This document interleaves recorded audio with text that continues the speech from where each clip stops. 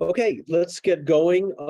I'd like to welcome you to our event today. I'm Michael Rosenthal, professor in the Center for Jewish Studies in the Department of Philosophy, and very excited to have you here for our speaker today, who is Professor Julie Cooper from Tel Aviv University, and I'll talk a little bit about more about her in 1 second.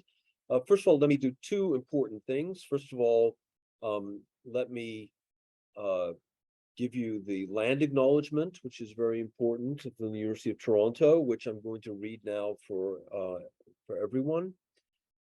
I wish to acknowledge this land. We all wish to acknowledge the land on which the University of Toronto operates. For thousands of years, it's been the traditional land of the Huron-Wendat, the Seneca, and the Mississaugas of the Credit.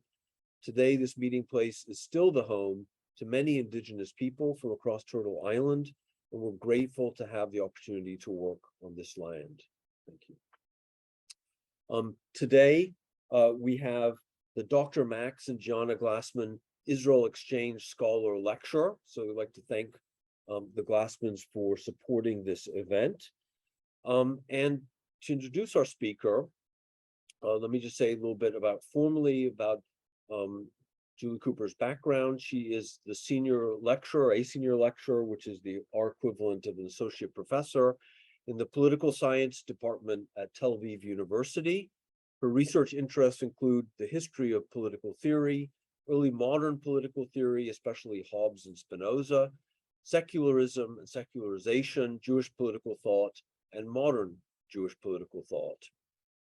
She's the author of a 2013 book, Secular Powers, Humility in Modern Political Thought, from the University of Chicago Press, which I'd highly recommend. It's a lovely written and interesting book.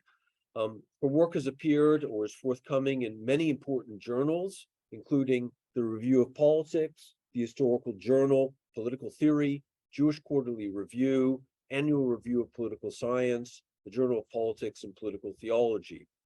She's been awarded fellowships from the School of Social Science, the Institute for Advanced Study, and I think more than once from the Herbert Katz Center, the Advanced Center of Jewish Studies at Penn, where she is this year and where she's coming from to join us today.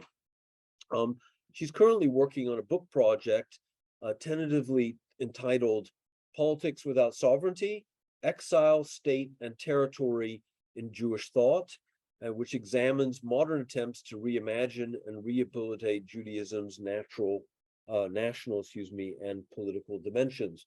And having been a long time reader and admirer of Professor Cooper's work, I'm just really happy to have her today. I think we're in for a real treat. She's going to be working on a project that intersects all these different interests, something in political theory, something that is connected to my own interest in Spinoza, and also the way in which Spinoza has been used in thinking about modern Jewish political thought, which is the kind of the focus of our current research. The title of her talk is Spinoza versus the Kahal, the Zionist critique of Spinoza's politics. And please join me in welcoming Julie Cooper. Thank you.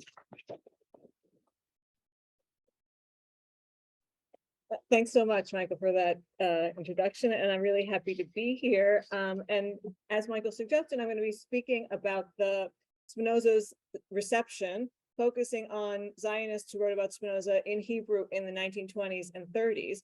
And I owe Michael thanks because it's actually courtesy of an invitation from him many years ago to participate in a forum on Spinoza and modern Jewish philosophy that I actually started reading these people. In today's talk, I'm going to talk mostly about two thinkers, Nahum Sokolow and Jakob Klatzkin. And I'll just point to the fact that on the handout, in addition to the quotations and passages I'm going to be discussing, at the end of the handout, there's some biographical information about these thinkers. I'm happy to tell you more about who they are in the Q&A, but for now, I'll say that you have some basic biographical facts about them on the last page of the handout, as well as a glossary of Hebrew terms. I will say that these thinkers are relatively unknown and forgotten. And when I've taught their text to my students at Tel Aviv University, they have no idea who these people are, except that their names are familiar from street names. So Sokolow, there's a Sokolow street in every town in Israel. Klatzkin, there is one Klatzkin street, and it's right near Tel Aviv University. We can talk more maybe in the Q&A about why no one reads these texts anymore and why I think it's worth reading them. But I remember that when I first started reading these, delved into these texts in preparation for the conference that Michael organized on Spinoza and modern Jewish philosophy, I was surprised by both how philosophically sophisticated the texts were, because I expected them just to be kind of flat and ideological, but also how crazy and imaginative and weird in a good way that they were. So I hope I can convey to you both the exciting weirdness of these texts, but also their political, philosophical richness and sophistication. Okay, but I'm going to start with a more familiar figure, who is David Ben-Gurion, first Prime Minister of the State of Israel. In 1953, Ben-Gurion penned a newspaper article exhorting Israeli scholars to redeem Spinoza's texts from the obscurity of their original Latin and Dutch by producing a complete Hebrew translation. Although reluctant to condemn the Amsterdam Jewish community for exercising its prerogative to excommunicate Spinoza, Ben-Gurion nevertheless insists that the time has come to rectify the injustice by disseminating Spinoza's work to a wide Jewish audience. Ben-Gurion appeals to this audience, which is liable to be deterred by the harsh tone that Spinoza adopts as an analyst of Judaism, ancient and modern, by touting Spinoza's Zionist credentials. Ben-Gurion writes, quote, "He, Spinoza, is also acknowledged as the first Zionist of the last 300 years. Taking an unprejudiced historical view of Jewish and world history, he, Spinoza, prophesied that the state of Israel would be reestablished." That's the end of the quote.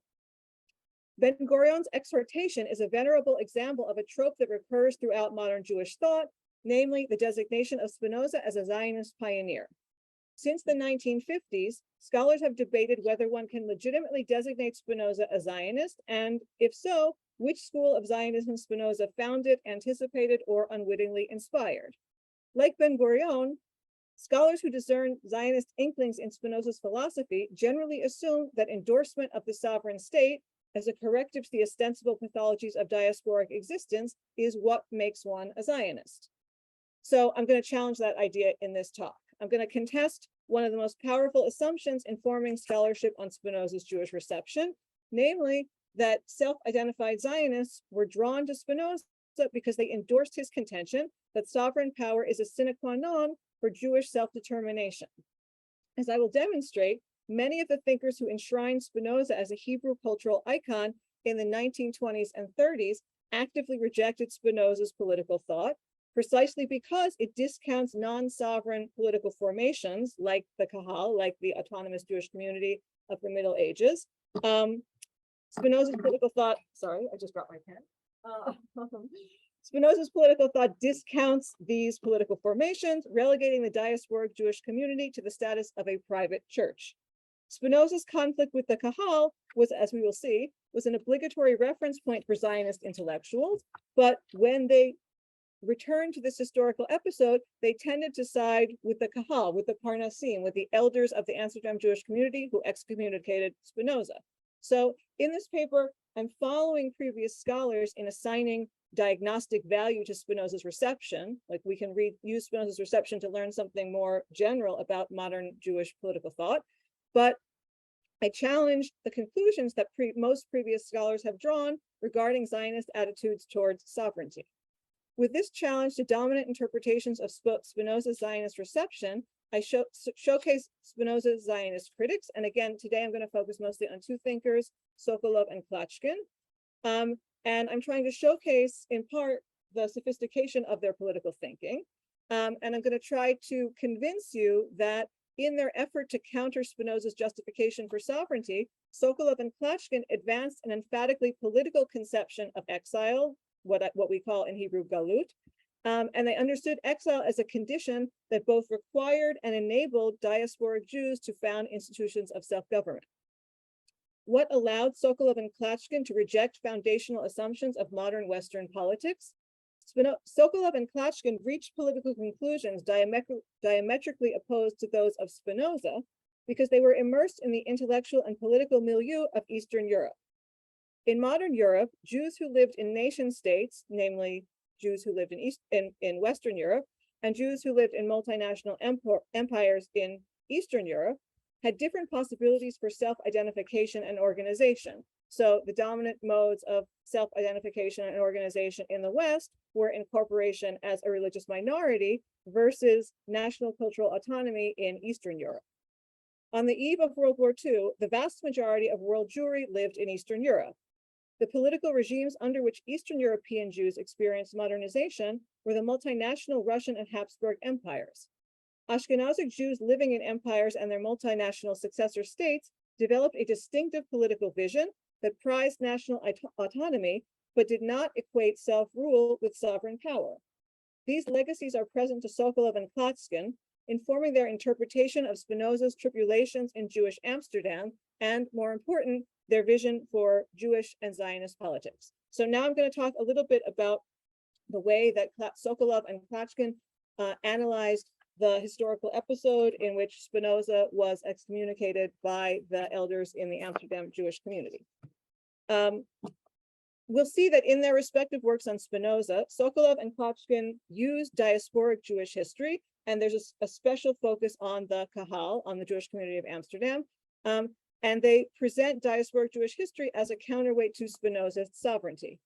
For both thinkers, the move to revisit the Kahal is prompted by what they consider flaws that distort Spinoza's own historiography as he expounds it in the Theological Political Treatise. Sokolow and Klatzkin both judge the Theological Political Treatise an inferior, even regrettable work. And there is admittedly an apologetic dimension to their harsh indictments of Spinoza's TTP. To placate Jewish readers who might be deterred by the more cringeworthy passages in the TTP, Sokolow, for example, tries to uncouple the disciplines in which Spinoza labored and the literary guises he wore. Spinoza painted a tendentious portrait of Jewish history, Sokolow explains, because Spinoza exceeded the bounds of his scholarly competence. Sokolow writes of Spinoza, he was a philosopher and not a historian, so it's no accident that he got Jewish history wrong. Klatzkin makes a similar disciplinary distinction, imploring readers to, quote, distinguish between Spinoza, the writer polemicist, the publicist, and Spinoza, the philosopher.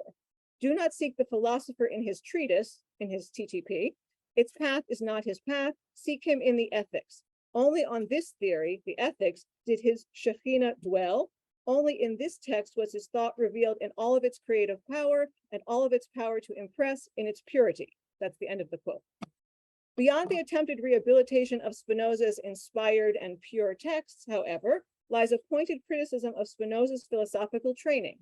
Although Sokolow and Klatzkin revere Spinoza as a certified philosophical genius, they allow that, in Spinoza's case, philosophical sophistication did not yield sound political judgment, for Spinoza's philosophical training blinded him to aspects of Jewish history not readily assimilable to philosophical frameworks. Specifically, Spinoza failed to recognize that Jews remained an independent nation in dispersion, courtesy of institutions like the Kahal. In Baruch Spinoza, which is the main book that Sokolow dedicated to Spinoza's life and work, Sokolow undertakes a revisionist study of the Kahal, offering an unusually rich account of the organizational infrastructures that allowed Jews to exercise self-rule. The Amsterdam community's historical significance derives in part from their fierce determination, born of oppression, to exercise self-rule. Fleeing the Inquisition, which systematically sought to erase all memory of traditional diasporic autonomy, the crypto-Jews who found refuge in Amsterdam exhibited profound longings for political independence. Indeed, restoring the foundations of the organized Jewish community became a consuming imperative, as we can see in the first quotation on the handout, in which Sokolow writes, again, apropos of the political activity of the crypto-Jews who fled the Inquisition to Amsterdam. He says of them, these powerful longings were not merely longings for religious practices, but longings for the nation, whose miniaturization, in which she is reflected and portrayed on a small scale, is the Kahal, especially the Kahal of that period, which was much more than a religious regime and which provided a kind of framework for multifaceted public life. here in this passage, Sokolow describes the community that banned Spinoza rather than Spinoza himself as a proto-Zionist, right? It's the community who banned Spinoza, not Spinoza himself, which embodies Jewish nationalism avant la lettre. Having classified the Kahal as the institutional embodiment of the diasporic Jewish nation, Sokolow proceeds to detail its inner workings. Sokolow does not scant the adhesive power of traditional piety. In his understanding, the Kahal was undoubtedly a religious institution, and one of its primary goals was to protect religious freedom. Indeed, Sokolow credits the Kahal's impressive longevity to, quote, a spiritual bond, heartfelt collaboration rooted deep in ancient tradition, unquote. However, in keeping with the repeated insistence that Judaism is not a mere religion, Sokolow stresses the comprehensive reach of autonomous Jewish jurisdiction. He makes a distinction between the post-emancipation Jewish community, which in his words, quote, prettifies itself with the name ritual religious in order to indicate that it is detached from the nation. So that's the modern Jewish community that tries to suppress national identity. And on the other side, we have the Amsterdam Kahal, which encompass all facets of social life with a particular focus on economic regulation to mitigate poverty.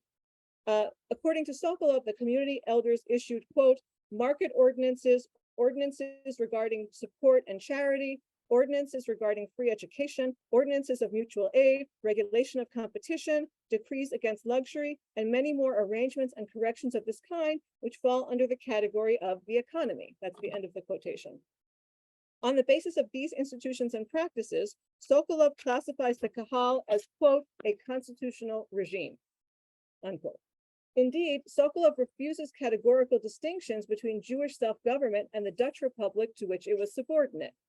The Amsterdam Jewish community, quote, had policy and element of rule and subordination as in any state. It had obligation, positive commandment, unquote. Classifying the Kahal as a something akin to a state, Sokolow contends that one can found a polity without the ultimate and absolute power that is sovereignty. Now I'm going to continue to discuss the way that Klatzkin, my second thinker, addressed these questions of the political standing of the Kahal, and I'm going to focus right now on the second long quotation on the handout. I won't read all of it, but you can just begin following along with the second quotation on the handout, which, as you'll see, is a recapitulation of Spinoza's excommunication and what happened in that epic confrontation between Spinoza and the elders of the community. If Sokolow paints a comprehensive portrait of the Amsterdam Kahal, Klatzkin takes Spinoza's conflict with the Amsterdam Parnassim elders as the occasion to advance a theoretical generalization about Galut as a distinctive mode of political organization.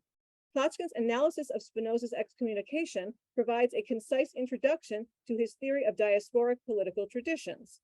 Rehearsing the most sensationalist incident from Spinoza's biography, Klatzkin mounts a categorical assertion of the Kahal's political bona fides.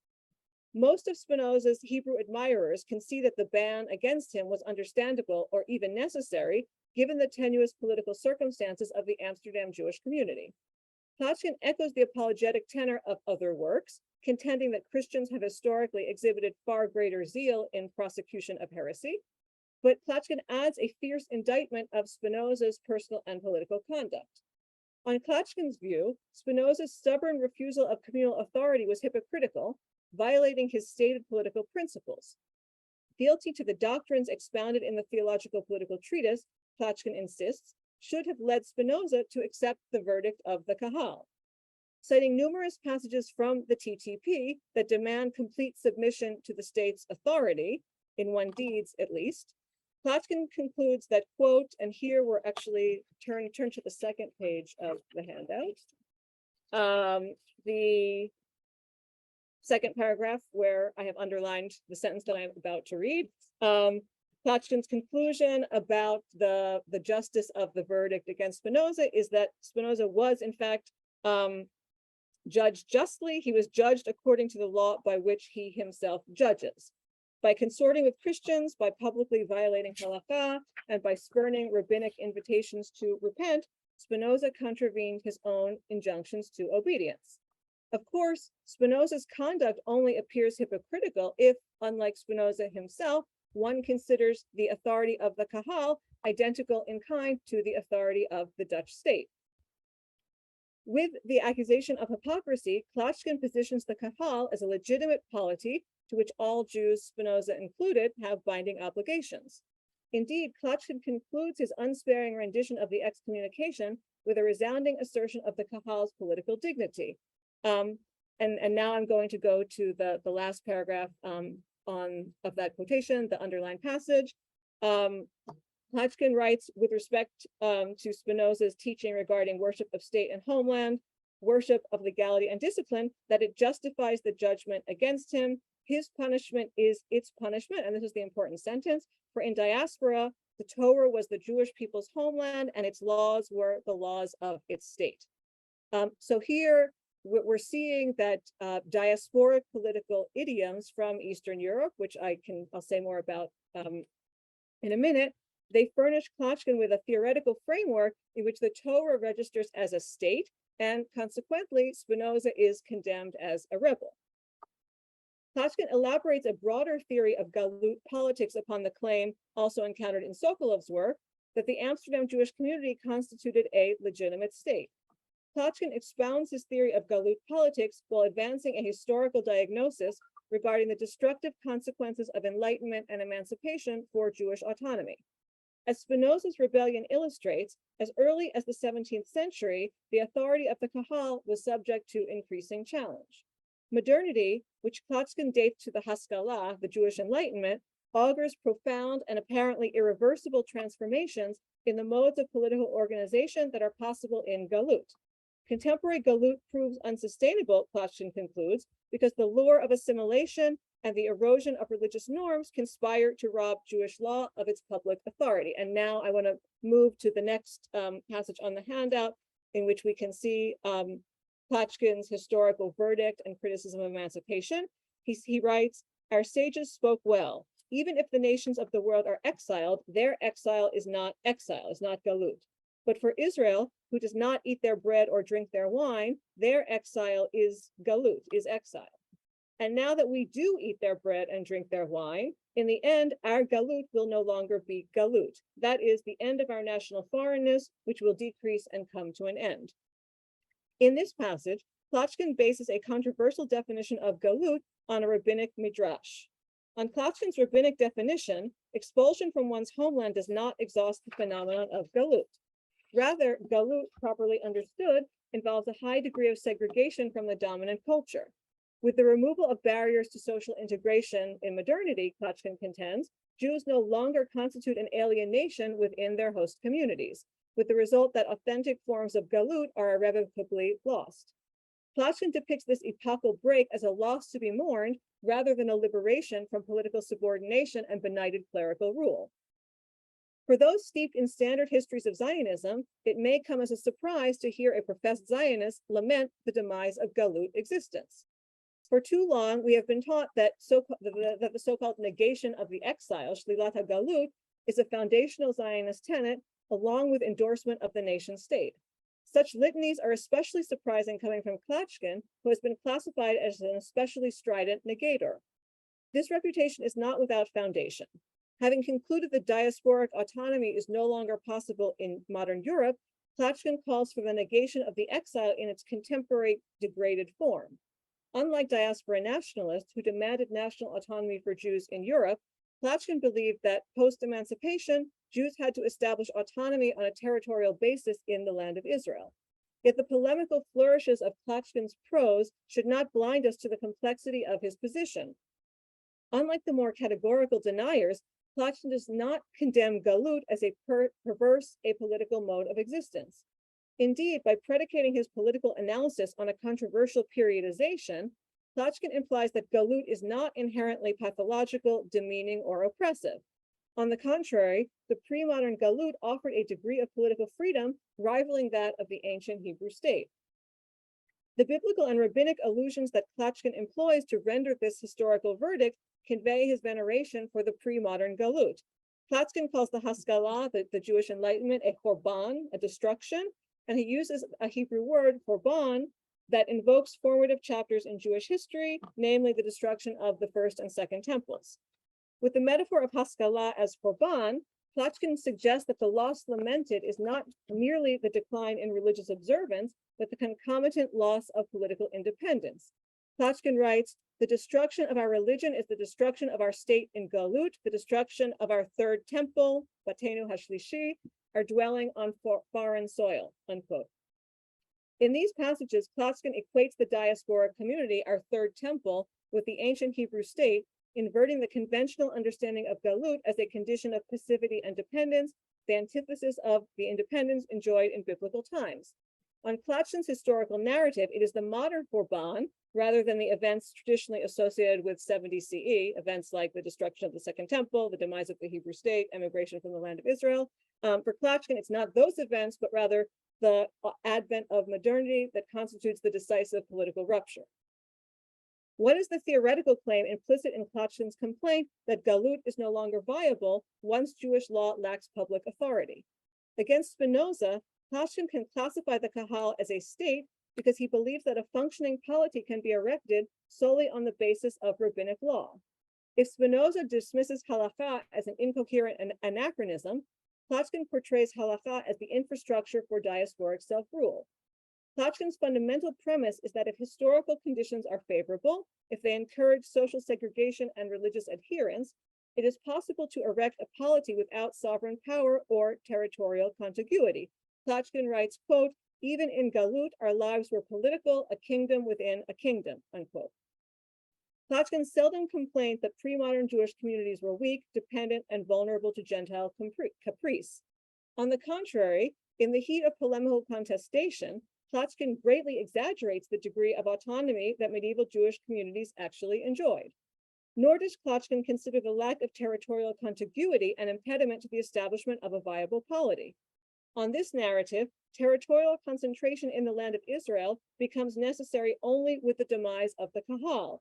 Klatzkin writes, quote, as long as our lives were concentrated within our religious state, we did not know the danger of destruction, and the land of Israel was not a condition for the nation's existence.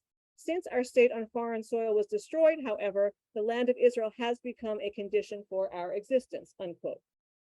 In principle, Klatzkin affirms the possibility of political independence in dispersion without sovereignty. He merely denies the current viability of this exilic political tradition. So up to now, I tried to convince you that these Zionist thinkers, Sokolow and Klatzkin, actually advocated a diasporic conception of politics. So now I'm going to address the question, but in what sense were they Zionists if they had this diasporous vision of politics? And I should say now, because of time constraints, I'm only going to talk about Klatzkin, but if you're interested in Sokolow's Zionism, we can talk about that more in the Q&A. In their work on Spinoza, Sokolow and Klatzkin employ political languages that bear a marked diasporic imprint. The testimony of Jewish history leads these Zionist intellectuals to defend the possibility of a diasporic polity, resisting key premises of the sovereignty tradition. Indeed, autonomous traditions associated with thinkers like Simon Dubnow provide Sokolow and Klatzkin with the resources to expose Spinoza's supposed failings as a political thinker. Yet Sokolow and Klatzkin were Zionists, not diaspora nationalists. Unlike the diasporous political thinkers by whom they were influenced, Klatzkin and Sokolow accorded primacy to territorial settlement in the land of Israel. Sokolow and Klatzkin both concluded that national autonomy was no longer viable in Europe, even while they positioned Zionism within the diasporic lineages that they enlisted while jousting with Spinoza. How do thinkers who resist the presumption for sovereignty understand the meaning and aims of Zionism? Contrary to popular expectation, the Zionism of Sokolow and Klatzkin is not Spinozist in the sense familiar from Ben-Gurion. In neither case is the envisioned Jewish polity modeled on the sovereign state, and whether we're thinking of the nation states of modern Europe or the ancient Hebrew state that Spinoza anatomizes in the TTP. The regime that Spinoza helped to justify proves less compelling to these thinkers than imperial and multinational regimes familiar from Eastern European Jewish history. And so again, I'm going to focus now exclusively on Klatzkin and try to show you that as a critic of the state, Klatzkin parts company with Spinoza in both his liberal and his sovereigntist incarnations, which fail to provide theoretical frameworks consonant with the aims of Zionist politics. So now I'm going to talk about Klatzkin's critique of the state. The central contention that animates all of Klatzkin's Zionist writing is that in the wake of secularization, the forms of rabbinic Judaism can no longer support an autonomous polity in Galut. The challenge at this juncture is to salvage Judaism's national property, what he calls its body, and by its body he intends its laws, to salvage the laws and recast them in a secular guise. In other words, Zionists must identify secular material foundations that can replicate the political function that halakha served in the Kahal, in the autonomous Jewish community of the Middle Ages. Klatzkin carved out a niche within Zionist circles with the claim that only land and language possess the requisite adhesive force, providing a modern secular analog to the rabbinic tradition. Klatzkin writes, quote, "Since the power of our religion has gone away, we have no unifying power other than the unity of land and language," unquote. Thus, when Klatzkin proposes an agenda for Zionist political organizing, he advocates making the Hebrew language and the land of Israel the central foci for political mobilization. Significantly, Klatzkin neglects to mention the state or any other type of polity when identifying formal foundations for national independence in a period when halakha lacks public authority. This silence reflects Klatzkin's judgment that the state and its temptations constitute a grave danger for Zionism and for nationalism more generally. Klatzkin's reservations regarding Western doctrines of state power color his evaluation of Spinoza, providing yet another reason to reject Spinoza's political thought. To Klatzkin's dismay, Spinoza was a proponent of absolute sovereignty, an early and influential defender of what Klatzkin calls complete submission to the state's authority. Impressed by Spinoza's justification for the freedom to philosophize, some contemporary scholars from our time have classified Spinoza as a liberal and thereby tried to claim a Jewish pedigree for liberalism. Klatzkin, by contrast, emphasizes the absolutist authoritarian facets of Spinoza's political thought. But Klatzkin objects equally to the two political traditions, liberalism and absolute sovereignty, that Spinoza can be said to have founded. As a nationalist, Klatzkin scorns well-intentioned liberals who would kill Judaism with kindness. But nationalist convictions also inspire profound suspicion of the state and its totalizing claims. Discourses of minority rights, by contrast, constitute a viable Zionist alternative to the Spinozist lineages that Klatzkin rejects.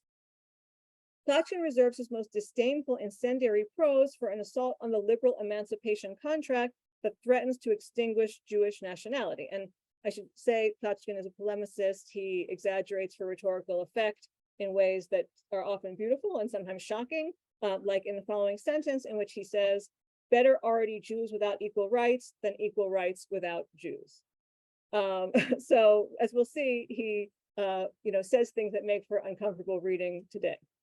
And in these passages that sometimes make for uncomfortable reading, Klatzkin rehearses the familiar Zionist objection that emancipation's grant of formal equality proved hollow because Jews renounced national autonomy without receiving substantive equality in return. But then in passages in which he dials up the rhetoric to 10 and beyond, Klatzkin sharpens and radicalizes this traditional Zionist critique, attacking the conceptual coherence and practical utility of Zionist adoption of rights discourse. Thus, in a polemical apostrophe to the majority nations of Europe among whom Jews reside, Klatzkin requests that they not grant Jews full equality. And here we are on the fourth quotation on the handout, in which Klatzkin writes, again, this is an apostrophe to the non-Jews of Europe. He says to them, "We are foreign, and to the extent that it is within our power, we will preserve our foreignness and the barriers between us. We do not want you to extend equal treatment to the members of your nation and the members of our nation, nor do we demand to take an equal part with you, for complete equality deprives you of many of your national rights and insults our national personality." Zionists who adopt a consistent stance, Klatzkin explains, do not demand full equality of rights in its standard meaning, because genuine equality entails the right, indeed perhaps the expectation, to assimilate into the majority culture. Against those who press European nations to deliver on the unrealized promise of equality, Klatzkin demands the right to remain foreign, by which he intends a staunch insistence on Jewish difference and a studied indifference toward the prevailing political culture. Klatzkin approvingly cites the rabbinic maxim Dina de Malchuta Dina, the law of the land is the land, as a guide for Zionist politics. Just as earlier generations obeyed Gentile law without harboring delusions of political membership, Klatzkin argues, so should Zionists refrain from investing time and energy on political reform in European countries. Yet Klatzkin cannot dispense with rights altogether. And as we'll see, rights prove increasingly critical for him after 1933, when Nazi violations of basic human rights pushed him to develop a more expansive vision of minority rights as an integral component of Jewish nationalist politics. Klatzkin's most developed reflections on the regime commensurate with Zionist convictions are found in a 1933 essay called The Present Jewish Question, which is a lecture that he delivered as Hitler's ascent plunged Zionism into ethical and political crisis. Nazis' triumph posed uncomfortable dilemmas for Zionism because it threatened to irreparably tarnish all forms of nationalism. Against Zionists tempted to place an optimistic construction on Nazi anti-Semitism, and there were such, perhaps it's worth noting. Here he's talking to other Zionists who are trying to place an optimistic construction on Nazi anti-Semitism, and when they do, they try to do that by claiming that Nazism recognizes Jewish nationality, albeit through negation, and it also pierces delusions about the possibility of genuinely assimilating into European society. So Klatzkin is setting himself up against those Zionists tempted to try to place a positive construction on the rise of Hitler. He cautions that Nazism only portends ill. Rather than repent of nationalism, however, Klatzkin works to insulate legitimate nationalism from the Nazi perversion, which he calls state nationalism. Hitler's German nationalism is, quote, caught in the conception of a fanatical state nationalism, which, in a Hegelian-inspired deification of the state, demands complete unity, even congruence between national citizens and state citizens, unquote. As this passage reveals, Klatzkin yokes two analytically distinct tendencies under the heading of state nationalism, which again, that's the perverse Hitler German nationalism. First, state nationalism upholds the state as an end in itself, betraying profound misunderstanding of the state's historical significance, which is properly ephemeral. Second, those who inflate the state's historical and spiritual significance posit the nation state, in which there is a total congruence between ethnos and demos, as the perfection of the state form. Here, the worries that surfaced in the conflict with Spinoza take concrete form as the despotism of the German state tramples basic Jewish rights. To pry legitimate nationalism away from the exclusionary regime with which it is increasingly associated, Klatzkin outlines a comprehensive program for Jewish politics that relies heavily on strategies such as minority rights, familiar from the multinational polities of Eastern Europe. At this crisis moment, Klatzkin contends, equal rights, national minority rights, and the establishment of a Jewish homeland in Palestine are, quote, three demands that form a unit, unquote. Here, civic equality is the non-negotiable bedrock of any polity. Moreover, Klatzkin contests the notion that national minority rights are privileges bestowed at the majority's caprice. In keeping with his nationalist conviction, Klatzkin does welcome borders between majority and minority nations, but he says that they must be mutually advantageous and willed by both parties. To ensure that the boundaries delineating minority nations remain egalitarian, the state must denationalize. Unlike state nationalism, whose theoretical foundations preclude the idea of national minority rights, legitimate nationalisms do not seek expression at the state level. Thus, in the last passage on page 2, which I'm about to read, Klatzkin calls for a sharp separation between civil and national affairs. He writes, "The powers of the state must not extend to national concerns. Just like the separation of state and religion, the separation of state and nation must also be accomplished. Just as the state was secularized, deconfessionalized, it must also be denationalized. One might also say, secularized and desacralized as a community of interests. In any case, the status of state citizen need not coincide with the status of national citizen. To combat state despotism, national movements must resist the temptation to conflate citizenship with national membership. In short, the Nazi state provides an instructive, because grossly exaggerated, example of the dangers of unitary regimes such as the nation state. Klatzkin's recipe for a non-despotic state based on secularization and separation is liable to sound liberal to contemporary ears, especially North American ears. Without denying that Klatzkin may be thinking of American doctrines of church-state separation, I would argue that the autonomism of Simon Dubnow is another more proximate source for this political vision. Dubnow himself distinguishes the state, which he classifies as an external community, from the spiritual community of the nation, with the result that the civic body encompasses multiple nationalities. As if studying Dubnov, Klatzkin asserts that, quote, a German, French, etc. state citizen need not be a German, French, etc. national citizen, unquote. Restoring Klatzkin to the autonomous orbit helps us to grasp the nationalist motivations behind his call for separation. Klatzkin uncouples nation and state not to impose a uniform or neutral civic identity, but to allow multiple nationalities to flourish. Consequently, Klatzkin demands that Jews be incorporated into European polities as state rather than national citizens. Here, Klatzkin's intellectual and practical debt to European thought, Eastern European thought, becomes apparent. The minority rights framework provides Klatzkin with regime templates that avoid both the denationalizing pressures of liberalism and the totalizing tendencies of the nation state. The demand to give multinationalism formal expression via legal guarantees and constitutional design is incumbent on Zionists themselves. Although Klatzkin neglects to provide a detailed blueprint, he does offer a cursory sketch of a multinational regime in Palestine. Already in the 1920s, Klatzkin betrayed acute awareness of Palestine's heterogeneous population, which he glossed as multinational as opposed to multi-religious. Thus, in an early essay that from the 1920s called The Arab Question or the Jewish Question, Klatzkin contests the Zionist reliance on international diplomacy and argues on moral grounds against accepting a hypothetical British grant of hegemony. Rather than ally with the British, Klatzkin argues, Zionists should honor Arab nationalism and form a regional alliance with emerging national movements. In 1933, the challenge of reconciling robust national creativity with civic equality pushes Klatzkin to a more concrete statement regarding regime design. Having defended minority rights as a requirement of justice for Jews in European countries, Klatzkin extends the analysis to Palestine, whose multinational population, he argues, is incompatible with the nation-state form. And this is the last passage on the handout, where Klatzkin says that it should be self-evident that in the same way our quest for a Jewish homeland must be guided by these lines of thought, for example, with regard to the Arab nationality in Palestine, and that Zionism is in its ideological foundations, not to mention its real possibilities, is incompatible with the conception of a national state with a total unity of nation, land, and state.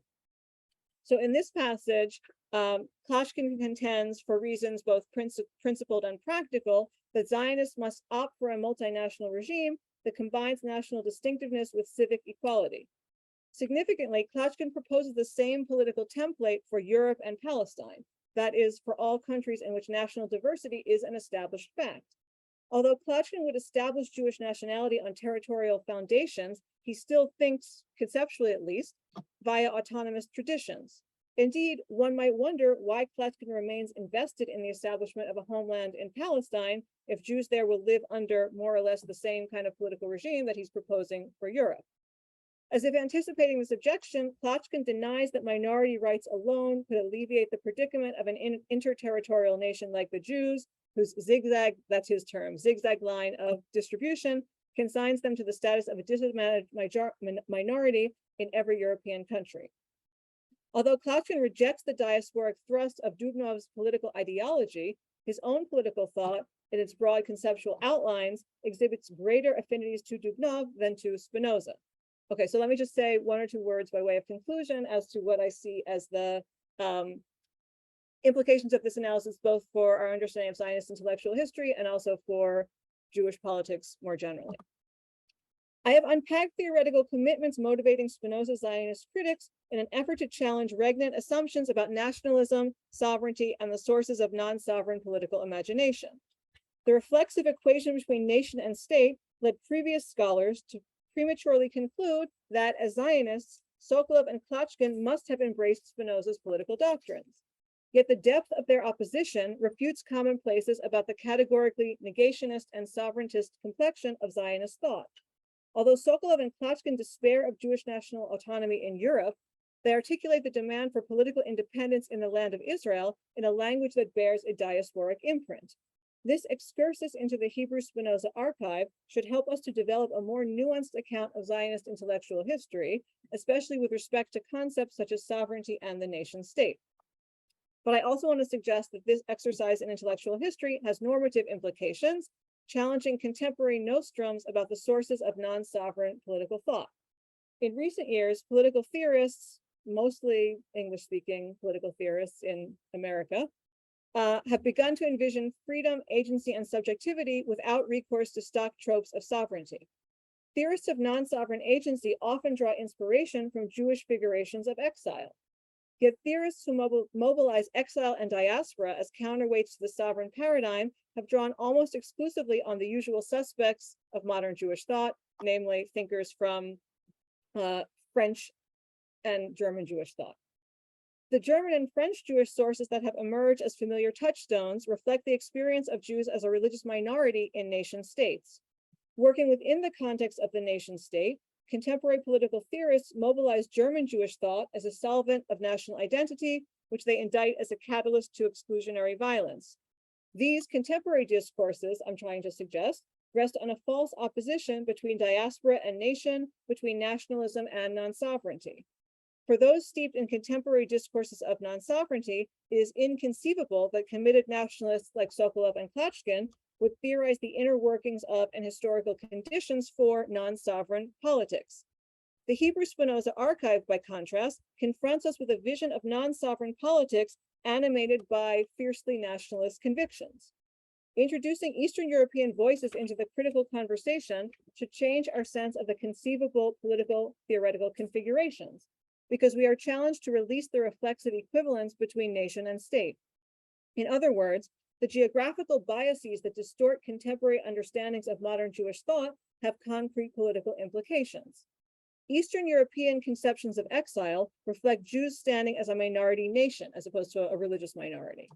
In this region, nationalism has historically inspired the development of non-sovereign political imaginaries. On the evidence from Eastern Europe, non-sovereign modes of political organization flourished under regimes that accorded Jews national standing instead of treating them as a religious minority. Indeed, the signature move of Spinoza's Zionist critics, namely the classification of diasporic communities as legitimate polities, expresses staunch nationalist commitments. Convinced that the Jewish nation never ceased to exist, Sokolow and Klatzkin strove to articulate a concept of politics according to which scattered Jewish communities constituted independent polities.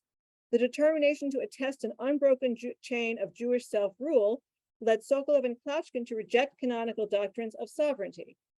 Spinoza is only a potential national Jew, according to Sokolow, because he dates the demise of the Jewish nation to the fall of the ancient Hebrew state. Once we understand exile as a concrete political status, as opposed to a spiritual disposition or philosophy of subjectivity, the reflexive association of nationalism with sovereignty is no longer credible. Against ethical critiques that invest political hope in affirmation of the self's hybridity, Klatzkin and Sokolow confront contemporary readers with the prospect that Jewish nationalism can inspire a search for non-sovereign political templates. At a moment when sovereignty shows few signs of waning, the traditions that I have excavated arguably offer a more powerful rejoinder to hegemonic assumptions of modern Western political thought. Without demanding that we interrupt, disenchant, or abandon powerfully felt national attachments, Eastern European Jewish thought offers a historically grounded demonstration that the nation state does not exhaust the possibilities for self-determination. Thanks.